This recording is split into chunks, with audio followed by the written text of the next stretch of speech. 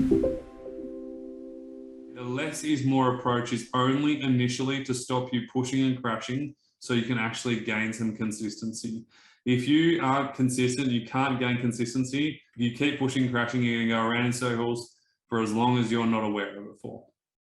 Okay, this is why our first thing that we teach all our members is how to find their baseline, how to stop pushing and crashing so they can gain consistency. Once you gain consistency, you can maintain. Once you maintain, you can progress. But you can't progress until you maintain first. And so this is where a lot of people go wrong. And what you need to do here is have the right balance between working in and working out. Remember, working out is anything that expends energy to you, and working in is anything that gives you energy back.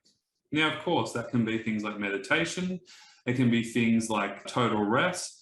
But it can be active or passive rest too, where you might be playing piano, you might be listening to music, you might be doing art.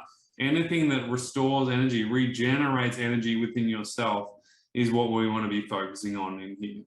And so it doesn't have to be like a health modality. It could be a joyful rest modality that you choose to do as well. We're really big on that inside our program. We believe that you should really have some things that you enjoy every single day, even if it's just for 1 minute, and build on that.